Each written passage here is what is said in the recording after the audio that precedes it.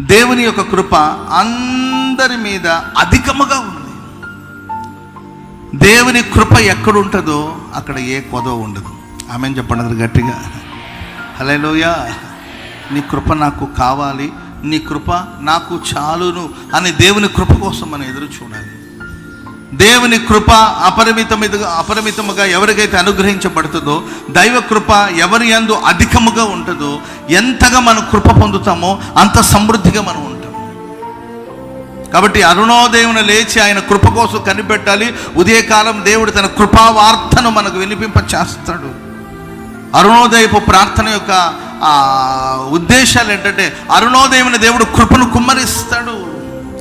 ఉదయకాలం మనం లేచి ఆయన సన్నిధిలో ప్రార్థించినప్పుడు తన కృపను అధికముగా దేవుడు కుమ్మరిస్తాడు. హోసన్నా మినిస్ట్రీస్లో సేవ చేస్తున్న సేవకులందరూ గొప్ప పాండిత్యం గలవాళ్ళని నేను చెప్పలేనండి. ఎవరు థియాలజీ, ఫిలాసఫీ ఏం చేయలే. మాకు బైబిల్ కాలేజీలో ఒక నెల రోజులే బైబిల్ సెమినార్ ఒక నెల రోజులే.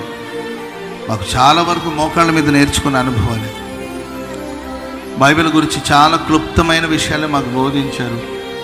కానీ మేము ప్రభుత్వంలో మా పరిశుద్ధులు దైవజనులు మాకు నేర్పించేది అంటే మోకాళ్ళ మీద ఉండి ప్రార్థన చేసుకోవడం, కృప కోసం కనిపెట్టడం. గొప్ప గొప్ప వరాలు లేకపోవచ్చు, గొప్ప గొప్ప విషయాలు మాకు ఒకవేళ తెలియకపోవచ్చు, పెద్ద పెద్ద మర్మాలు మాకు ఒకవేళ తెలియకపోవచ్చు. కానీ కృపను పొందుకొని, కృప మీద నిలబడి, కృపను ఆధారం చేసుకుని, కృపలో దేవుని సేవ చేయడం దేవుడు మాకు నేర్పించాడు. విస్తారమైన కృపను దేవుడు అనుగ్రహించాడు. కనుకనే హోసన్నా మినిస్ట్రీస్ పరిచిన దేవుడు మహిమగా ప్రభు జరిగిస్తున్నాడు. కాబట్టి దేవుని బిడ్డలారా, మనం దేవుని కృపను పొందుకోవాలి. కృపను పొందుకున్నప్పుడు ఆ కృప మనల్ని ప్రయాసపడేటట్లుగా నడిపిస్తుంది. కష్టపడడానికి, శ్రమ పడడానికి ఆ కృప మనల్ని ముందుకు నడిపిస్తుంది.